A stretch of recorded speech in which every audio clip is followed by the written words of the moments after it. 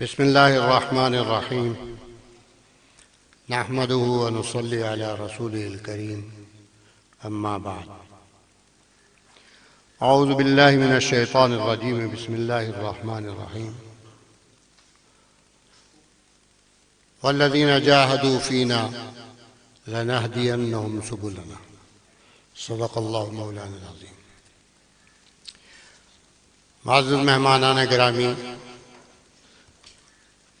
قابل قدر اساتذہ اکرام اور عزیز طلباء، السلام علیکم ورحمۃ اللہ وبرکاتہ.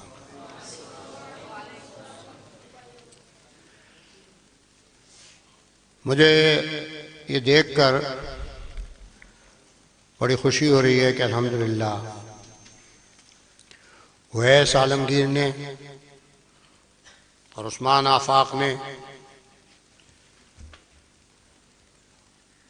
جو انہوں نے جو تربیت دارالعلوم اسلامیہ میں حاصل کی، جو مواعظ کا نظام وہاں انہوں نے دیکھا اور سیکھا، اس کو آگے چلایا. اور اس کو دیکھ کر مجھے بڑی امید ہے کہ اللہ تبارک و تعالی ان کے اعمال کی وجہ سے شاید ہماری بخشش فرما دے. میں ایک مرتبہ عمرے کے لیے گیا تو حرم میں برآمدے میں جا رہا تھا. تو میں نے برآمدے میں جاتے ہوئے دیکھا کہ حتیم کے اندر ایک سفید داڑھی والے بڑے میاں مجھے ایسے اشارے کر رہے. میں سمجھا کہ شاید، اور یہ کافی پرانی بات، اس وقت میری داڑھی تو اب میری سفید ہو گئی، اس وقت میری ذرا کالی تھی. تو میں نے کہا پتہ نہیں کس کو بلا رہے ہیں. انہوں نے پھر دونوں ہاتھوں سے یوں کیا. تو میں نے بھی یوں اشارہ کیا کہ مجھے بلا رہے ہیں. انہوں نے کہا جی. اور وہ وہاں سے یعنی تیزی سے بھاگ کے آ رہا تھا حتیم میں سے. خیر میں نے اس کو آتے ہوئے دیکھا تو میں نیچے اترا. مطاف میں پہنچا، ملاقات ہوئی، السلام علیکم. وعلیکم السلام. میں بڑے ادب سے میں نے کہا جی حضرت فرمائیے. کہنے لگا جی کادے حضرت تھوڑی جتیاں کھا کر حضرت بن گئے. میں نے کہا کیا مطلب؟ کہنے لگا جی میں سن 82 کا آپ کا شاگرد، میں نے آپ سے دارالعلوم دینیہ میں پڑھا تھا. اور میں نے کہا تم تو میرے استاد لگ رہے ہو، تمہاری داڑھی تو اتنی سفید ہے. کہنے لگا نہیں، اس وقت آپ بالکل نوجوان تھے، جیسے ابھی بچے ہیں، مطلب ابھی پڑھ کے فارغ ہوں گے استاد لگ جائیں.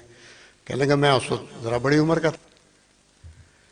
کہنے لگا استاد جی آج آپ کو یہاں دیکھ کر بڑی خوشی ہوئی ہے، اور میرا دل یہ چاہتا ہے، میں 7 سال سے یہاں پہ ہوں حرم میں، اور میری ذمہ داری ہے، میں انچارج ہوں یہ جو حتیم ہے اس کی صفائی کا.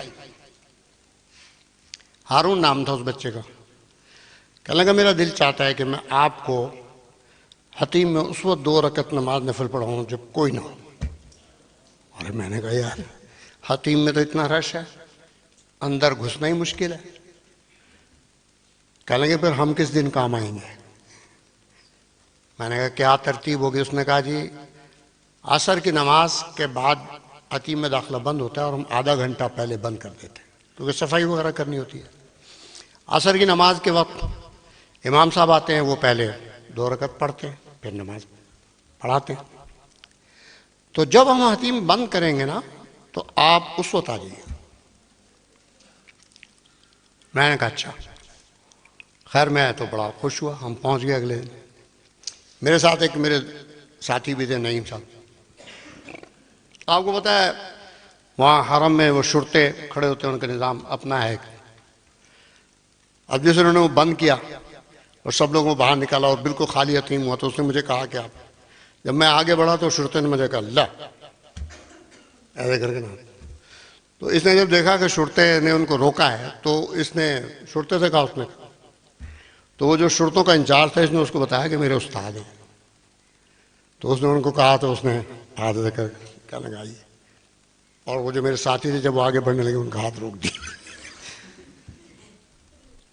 خیر میں نے وہاں نماز پڑھی، میں باہر نکلا تو میں نے کہا ہارون آج ایک بات کی بڑی توقع ہو گئی ہے اور اللہ نے اس کا مشاہدہ بھی کرایا ہے کہ آخرت میں ایک بندہ ایسا پیش ہوگا کہ جس کے اپنے اعمال تو ایسے نہیں ہوں گے، ہاں لیکن اس کے کچھ شاگرد ہوں گے ایسے جو ہاتھ پکڑ کے لے جائیں گے۔ حضرت تھانوی رحمۃ اللہ علیہ کے مواعظ کی بڑی عجیب برکتیں، اور حضرت تھانوی رحمۃ اللہ علیہ کے مواعظ کیا، ملفوظات کیا، حضرت کی پوری زندگی کیا، وہ علم و عمل کا جیتا جاگتا ثبوت تھا۔ اور یہ جو ابھی عثمان آفاق بات کر رہے تھے کہ تربیت، تو تربیت نہ ہو تو علم بیکار، تربیت نہ ہو تو علم بیکار ہے۔ حضرت مفتی عبدالشکور صاحب ترمذی نور اللہ مرقدہ کا آپ نے نام سنا ہوگا، خانقاہ میں پڑھتے تھے، حضرت نے فرمایا چھوٹا سا تھا، نحمیر پڑھتا تھا۔ خانقاہ میں ایسا ہے کہ ادھر مسجد ہے، بیچ میں حوض بنا ہوا ہے اور دائیں طرف کچھ کمرے سیدری کہلاتی ہیں، وہاں حضرت کی مجلس ہوتی تھی۔ حالانکہ میں آ رہا تھا، حضرت وضو کرنے کے لیے وضو خانے میں بیٹھے ہوئے تھے، یعنی حوض کے اوپر۔ حضرت موسیٰ فرماتے ہیں کہ حضرت نے مجھے آواز دی، عبدالشکور، بچے تھے نا اس وقت تو مفتی عبدالشکور کو تو نحمیر پڑھتے تھے۔ میں نے کہا جی حضرت۔ کہ لیں جاؤ دیکھ کے آؤ، وہاں مولی شبیر علی صاحب، حضرت مولانا شبیر علی صاحب حضرت تھانوی رحمۃ اللہ علیہ کے بھتیجے تھے، خانقاہ کے ناظم تھے، کہ دیکھ کے آؤ مولی شبیر علی صاحب بیٹھے۔ حضرت مصطفیٰ فرماتے میں گیا، جیسے بچوں کی عادت ہوتی ہے، بھاگتا ہوا یوں جا کے میں نے دیکھا، یوں گھر کے آیا۔ میں نے آ کے حضرت کو کچھ ایسے انداز میں جواب دیا کہ حضرت کی تسلی نہیں ہوئی، حضرت کی تسلی نہیں ہوئی، تو حضرت نے میرا ہاتھ پکڑ لیا، ہاتھ پکڑے پوچھا کیا پڑھتے ہو؟ میں نے کہا جی نحمیر پڑھتا ہوں۔ اچھا نحمیر پڑھتے ہو؟ جی۔ جملے کی کتنی قسمیں؟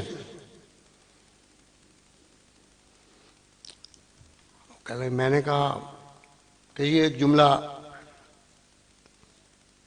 کلمہ جو ہے، کلمہ ایک مفید ہوتا ہے غیر مفید۔ اچھا کلمہ مفید کیا ہوتا ہے، غیر مفید کیا ہوتا ہے؟ اور کہا جی کلمہ مفید یہ ہوتا ہے کہ جب کہنے والا کوئی بات کہہ چکے تو سننے والے کو کسی واقعے کی خبر یا کسی بات کی طلب معلوم ہو، یہ کلمہ مفید ہے۔ اور کلمہ غیر مفید یہ ہے کہ کوئی پتہ نہ لگے کیا کہا۔ تو حضرت نے میرا ہاتھ پکڑا ہوا تھا، پوچھا ہے تو نے کلمہ مفید بولا ہے غیر مفید بولا؟ ہمارا اتنی دیر میں نماز کا وقت ہو گیا، حضرت نے بات یہیں ختم کر دی اور فوراً نماز کے لیے حضرت چلے گئے نماز پڑھانے۔ وہاں حضرت نماز پڑھا رہی، نماز پڑھا کہ فارغ ہو گئے، بات ختم ہو گئی، ہم اپنے سبق کو چلے گئے، حضرت اپنے کام کو چلے گئے۔ پورا دن گزر گیا۔ یہ ہے استاد، اس کے ذہن میں یہاں ہے بات کہ یہ طالب علم اس نے یہ حرکت کی ہے، مجھے اس کی تربیت کرنی ہے۔ کوئی ڈانٹ نہیں، کوئی ڈپٹ نہیں، کوئی جوتم پیدار نہیں، اتنی بات سمجھائی، بات ہی چھوڑ دی۔ وہ جو کام کروانا تھا، جس کے لیے بلانا تھا مولانا شبیر، وہ کام ہی موقوف کر دیا اس کی تربیت کے لیے۔ اگلا دن وہ حضرت مفتی فرماتے ہیں وہ تو ہمارے سبق کا وقت تھا، ہم آئے، حضرت پھر وہیں بیٹھے ہوئے تھے۔ حضرت نے پھر آواز دی عبدالشکور، کہنے لگے وہ تو دودھ کا جلا چھا بھی پھونک پھونک کے پیتا۔ میں نے جی حضرت حاضر۔ دیکھ کے آؤ مولی شبیر علی بیٹھے، وہی جملہ حضرت نے جو کل فرمایا، دیکھ کے آؤ مولی شبیر علی بیٹھے۔ چلا گیا۔ اب جب میں گیا، اب تو ذرا میں چوکنا تھا، میں نے جا کے مولانا شبیر علی صاحب سے کہا آپ بیٹھے۔ حضرت تھانوی پوچھ رہے ہیں مولی شبیر علی بیٹھے، ہنس پڑے، ان کو سمجھ میں آ گئی یہ بچہ جو ہے لگتا ہے اس کی کھچائی ہوئی ہے۔ انہوں نے جواب دیا، انہوں نے کہا جاؤ حضرت سے جا کے بتاؤ کہ میں بیٹھا ہوں، اور انہوں نے ایسے گھڑی کر کے دیکھی، انہوں نے کہا ابھی نماز میں 15 منٹ ہیں، میں 10 منٹ تک یہاں بیٹھا ہوں، جاؤ حضرت کو بتا کے آؤ۔ اور میں نے آ کے حضرت سے عرض کیا کہ حضرت وہ فرما رہے ہیں کہ نماز جماعت کھڑی ہونے میں 15 منٹ ہیں اور میں 10 منٹ تک یہاں بیٹھا ہوں. حضرت نے فرمایا دیکھا یہ ہے نا کلام میں مفید. حضرت نے فرمایا اس کا جانتے ہو کیا فائدہ ہوا؟ اس کا فائدہ یہ ہوا کہ مجھے یہ معلوم ہو گیا کہ اگر 10 منٹ کے اندر کرنے کا کام ہے تو میں ابھی کروا لوں، اور اگر ایسا کام ہے کہ جس میں دیر لگتی ہے تو پھر میں نماز کے بعد ان کو بلاؤں. تو اب ہوا نا ایک کلام مفید. پھر حضرت نے جیب میں سے ایک 5 روپے نکالے اور کہا یہ 5 روپے لے جاؤ اور یہ مولوی شبیر علی صاحب کو دو، اور دیکھو ان کا یہ کہنا کہ یہ فلاں صاحب نے مدرسے کے لیے دیے ہیں اور لکھ لیں، ایسے ہی پھینک کے مت آ جانا اور آ کے مجھے جواب دینا. اب یہ تربیت ہو رہی ہے. اور وہ کہتے ہیں جیسے ہی میں وہاں پہنچا اور میں نے وہ 5 روپے پیش کیے اور میں نے کہا یہ حضرت تھانوی نے دیے ہیں کہ فلاں صاحب نے دیے ہیں، رجسٹر میں درج کر لیں، تو انہوں نے کہا ٹھہر جا، بھاگ نہ جائیو، کھڑا رہے یہاں. انہوں نے رجسٹر نکالا، اس میں درج کیے اور کہا حضرت کو جا کے بتا دو میں نے درج کر لیا. چنانچہ انہوں نے فرماتے میں نے جا کے بتایا تو حضرت نے کہا دیکھو یہ ہوتا ہے کلام مفید. یہ ہے مولوی صاحب عملی تربیت. حضرت تھانوی رحمہ، میں بھی اب آفاق کو بتا رہا تھا کہ حضرت تھانوی رحمۃ اللہ علیہ کہ یہاں خانقاہ میں جب کوئی اجنبی آتا تھا 3 سوال ہوتے تھے. کون ہو، کہاں سے آئے ہو، کیوں آئے ہو. آنے والے سے پہلے یہ 3 سوال.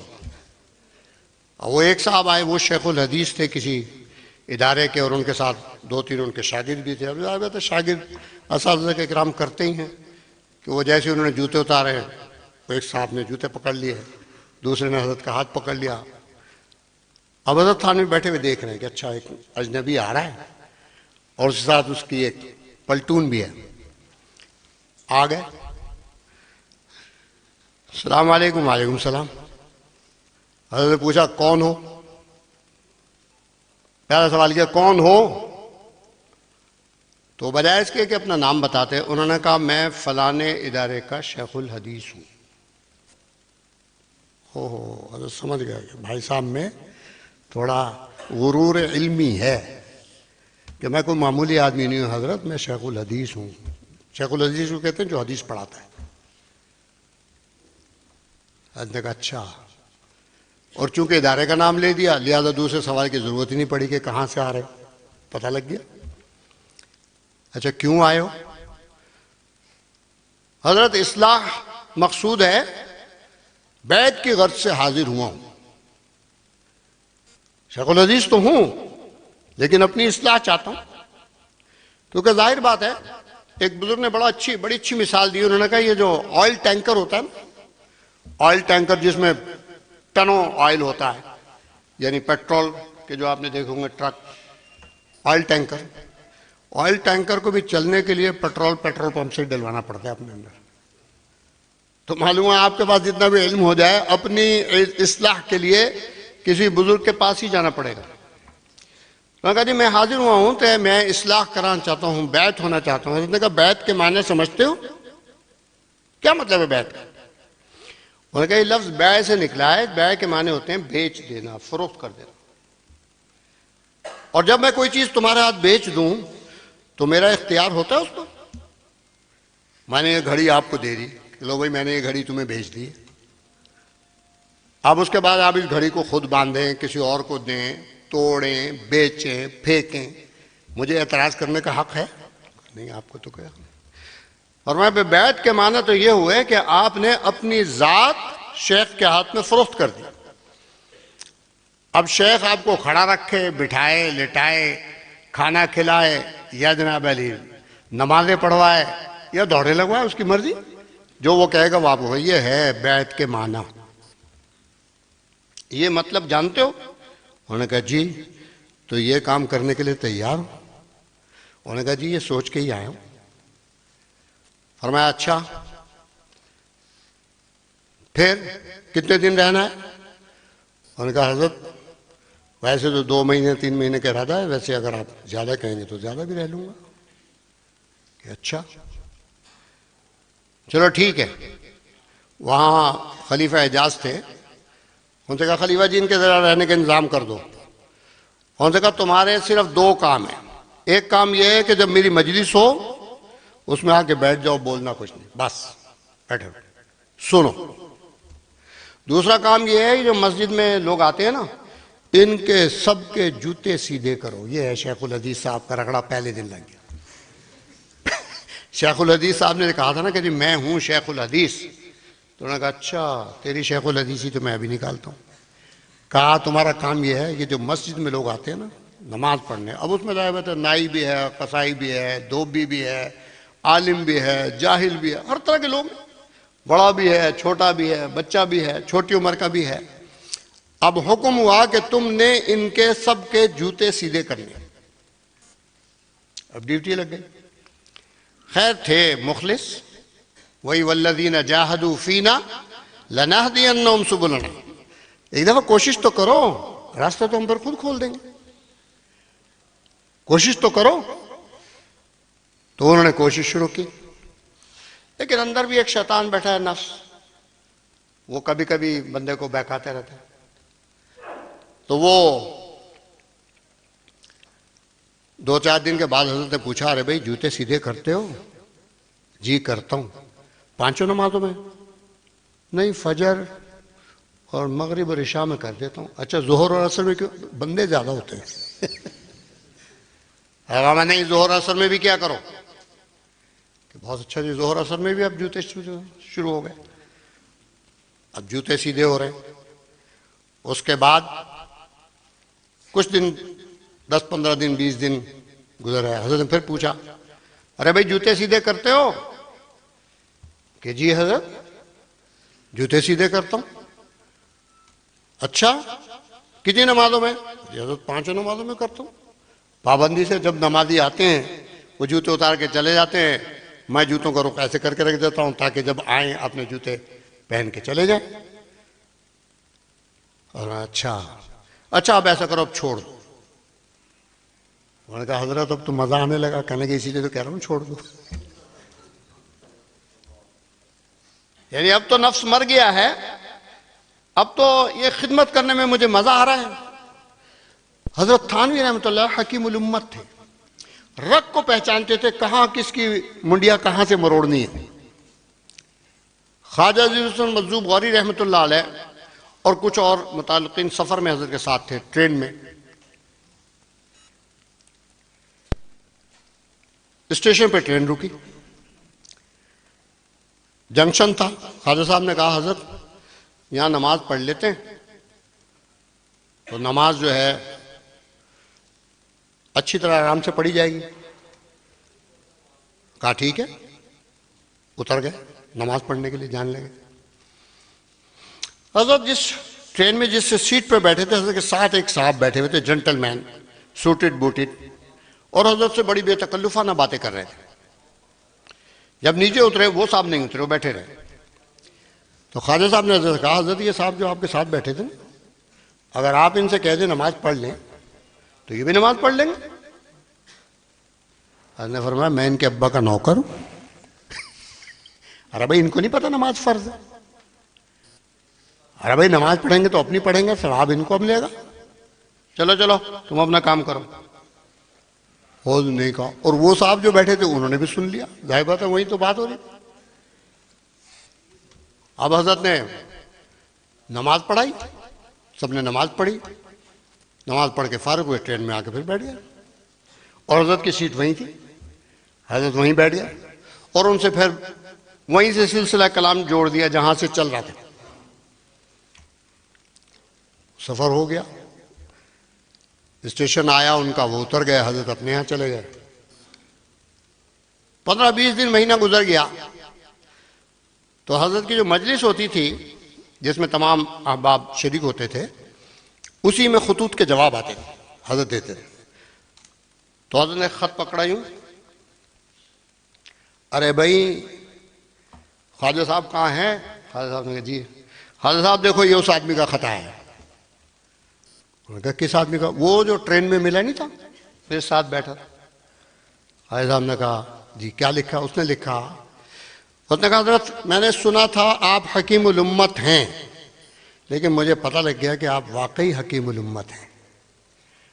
میں ٹرین میں آپ کے ساتھ بیٹھا ہوا تھا، جب آپ لوگ نماز کے لیے اترے اور میں نے تو نماز نہیں پڑھی، تو آپ کے ساتھی نے کہا کہ بھئی ان سے نماز کو کہو یہ بھی پڑھ لیں۔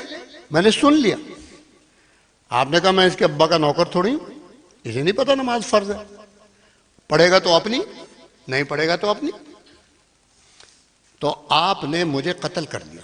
اب مسلمان تو ہوں نا، اور میرے دل میں ایک خیال آیا کہ مولوی صاحب جو ابھی میرے سے بڑی خندر روئی سے باتیں کر رہے تھے نا، اب جب آگے دیکھیں گے اور دیکھیں گے کہ میں بے نمازی ہوں، میں نماز نہیں پڑھتا، تو میرے سے سیدھے منہ بات نہیں کریں گے۔ لیکن واللہ العظیم جب آپ نے آ کے اسی خندر روئی سے باتیں کی نا، تو آپ نے مجھے قتل کر دیا۔ اور میں نے پھر عہد کیا کہ اب کوئی نماز نہیں چھوڑوں گا۔ چنانچہ وہ دن اور آج کے دن میری نماز نہیں قضا ہوئی۔ دعا فرمائے اللہ استقامت عطا فرمائے۔ تو کبھی تبلیغ ہوتی ہے کہہ کر، اور کبھی ہوتی ہے نہ کہہ کر، اور یہ تربیت سے آتا ہے، تربیت سے پتہ لگتا ہے کہ کون جو ہے کس موقع پر کس کو کیا کہنا ہے، کس موقع پر ڈانٹنا ہے، کس موقع پر پیار کرنا ہے، کس موقع پر سمجھانا ہے۔ حضرت تھانوی رحمۃ اللہ علیہ کے مواعظ پڑھنے کا سب سے بڑا فائدہ یہ ہوتا ہے۔ حضرت کے ملفوظات میں بھی یہ بات ہے، ملفوظات وہ کہلاتے ہیں جو مجلس میں حضرت گفتگو فرماتے تھے۔ چنانچہ اکابرین کا یہ معمول رہا ہے کہ ہفتے میں ایک دن حضرت کے ملفوظات کی مجلس بھی، چنانچہ اب بھی دارالعلوم کراچی میں حضرت مفتی تقی صاحب دامت برکاتہم اور دوسرے حضرات کی مجالس ہوتی ہیں۔ وہ کیا؟ ایک ملفوظ پڑھ کے سنایا جاتا ہے۔ حضرت مفتی محمد حسن صاحب جو بانی جامع شفیعت تھے، ان کی تو جمعے کی تقریر ہی حضرت کا وہ تو یوں پکڑ کے واعظ ہاتھ میں اور ایک ایک لفظ پڑھتے تھے اور یوں کہتے تھے سبحان اللہ میرے حضرت نے کیا فرمایا، پھر اس کی تشریح کرتے تھے۔ معلوم ہوا کہ حضرت تھانوی رحمۃ اللہ علیہ سے اللہ تبارک و تعالی نے خاص کام لیا ہے۔ حضرت تھانوی رحمۃ اللہ علیہ کے ملفوظات کے بہت سے فوائد ہیں۔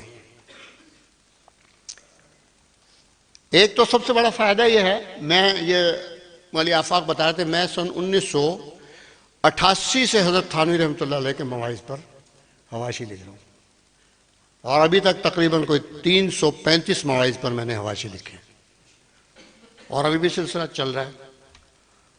اور ظاہر بات ہے جب حاشیہ لکھنا ہوتا ہے تو پورے غور سے واعظ کو پڑھنا ہوتا ہے۔ پھر اسی چونکہ یہ بھی بزرگوں نے کہا ہے کہ جو حضرت تھانوی رحمۃ اللہ علیہ کے 60 واعظ بغرض اصلاح پڑھ لے، 60 واعظ، اس کی اصلاح ہو جائے گی۔ اسی لیے حضرت محتم صاحب نے یہ نظم بنایا تھا کہ ایک سال میں 8 واعظ کا امتحان ہوتا ہے، انہوں نے دیا ہے دارالعلوم میں، اور 8 درجوں تک ہوتا ہے، یعنی عامہ سے لے کے دورے تک۔ تو گویا ایک طالب علم جو ہے 64 واعظ پڑھ لیتا ہے، اور ان کے اوپر وہ، اور اس سے اس کے اندر اعتدال پیدا ہوتا ہے طبیعت میں، اور اس کے اندر قرآن بھی ہے، حدیث بھی ہے، حکایتیں بھی ہیں، لطائف بھی ہیں، اور جناب علی منکرین کے جوابات بھی ہیں، سب چیزیں آدمی کو آ جاتی ہیں، اور اصلاح باطن بھی ہے، اصلاح ظاہر بھی ہے۔ تو یہ تمام چیزیں ان مواعظ سے آتی ہیں، اور اصل تعلیم کا مقصد کیا ہے؟ وہ تربیت ہی ہے۔ اگر تربیت نہ ہو تو تعلیم بیکار ہے۔ تو یہ بڑی اچھی بات یہاں انہوں نے بیت النور میں شروع کی ہے کہ طلباء کی شروع سے ہی تربیت کر رہے ہیں، اور میں نے آپ کو مثال دے دی ہے مفتی عبدالشکور صاحب کی کہ تربیت تو بچپن سے ہی ہوتی ہے۔ خشت اول چون نہد معمار کج تا سریا میراوت دیوار کج۔ اگر پہلی ٹیڑھی رکھ دے گا نا معمار تو جتنی مرضی ہے دیوار اونچی کرو۔ اسی واسطے یہ کہا گیا ہے کہ بچے کو سب سے پہلے کیا سکھاؤ؟ لفظ اللہ کہنا سکھاؤ، لفظ اللہ کہنا سکھاؤ۔ بچے کا نام ایسا رکھو جو اچھا ہو، قل ادعوا اللہ او ادعوا الرحمن ایما تدعوا فلہ الاسماء الحسنی۔ اللہ تعالیٰ کے جو اچھے نام ہیں ان میں سے کوئی نام رکھو، انبیاء علیہ السلام کے کوئی نام ہے ان میں سے کوئی نام رکھو۔ سب سے پہلے اس کو دین سکھاؤ، دین۔ آج ہم بچوں کو کیا کرتے ہیں؟ مفتی شفیع صاحب کے پاس ایک صاحب آئے، حضرت مفتی شفیع صاحب رحمۃ اللہ جامع دارالعلوم کراچی کے بانی مفتی اعظم پاکستان کہنے لگے حضرت میرا بچہ تھا، میں نے اسے اسکول میں داخل کیا، بڑا عمدہ اسکول، بڑی اچھی تعلیم دی، پھر اچھے کالج میں داخل کیا، پھر وہاں سے اس نے تعلیم کمپلیٹ کر لی تو میں نے اس کو لندن بھیج دیا، وہاں سے بھی اس نے ڈگری لے لی تو میں نے اس کو امریکہ بھیج دیا، وہاں سے بھی بڑی ڈگری لے کے آیا، بڑی تعلیم لے کے آیا، اور الحمدللہ اب اس کو بڑی اچھی نوکری مل گئی ہے، بہترین۔ لیکن نا حضرت ایک پریشانی ہے۔ حضرت نے کہا بھائی کیا پریشانی ہے؟ حضرت تھوڑا سا بے دین ہو گیا ہے۔ باپ کیا کہہ رہے ہیں؟ تھوڑا سا بے دین ہو گیا۔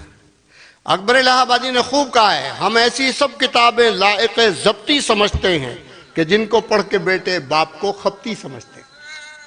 آج کیا ہے؟ آج بچہ جب تعلیم حاصل کر کے آتا ہے تو وہ کیا کہتا ہے؟ کہتا ہے ابا جی تو ہم تو پتہ ہی کچھ نہیں ہے۔ تو معلوم یہ ہوا کہ حضرت مفتی صاحب نے اس کے اوپر کیا کہا۔ حضرت نے کہا ایک آدمی ڈاکٹر کے پاس گیا بھاگا ہوا، کہنے لگا ذرا آئیے گا۔ کیا ہوا؟ نے کہا جی میرا بیٹا جو ہے پتہ نہیں اس کو کیا ہوا۔ کیوں؟ انہوں نے کہا دیکھیں، وہ ڈاکٹر آیا، اس نے دیکھا، اس نے کہا جی اس کی آنکھیں بھی ٹھیک ہیں، کان بھی ٹھیک ہیں، ہاتھ پیر بھی ٹھیک ہیں، بس ذرا سی روح نکل گئی۔ آج یہی حال ہمارا ہے کہ ہم بچوں کو انگلش میڈیم اسکول میں داخل کر دیتے ہیں جہاں ان کی لوری کیا ہوتی ہے؟ Twinkle twinkle 3 star. ہم نے اس ماں کی گود سے لے لیا جس کی لوری کیا تھی؟ حسبی ربی جل اللہ ما فی قلبی غیر اللہ۔ ہم نے وہ جو گھر میں بچہ سیکھتا تھا وہ ہم نے ختم کیا۔ ہم نے ابھی بچہ 3-4 سال کا ہوتا ہے اسے اٹھا کے اسکول میں ڈال دیتے ہیں، حالانکہ انہوں نے لکھا ہے کہ 7 سال سے پہلے تو باقاعدہ نصابی تعلیم، نظامی تعلیم دینی نہیں چاہیے۔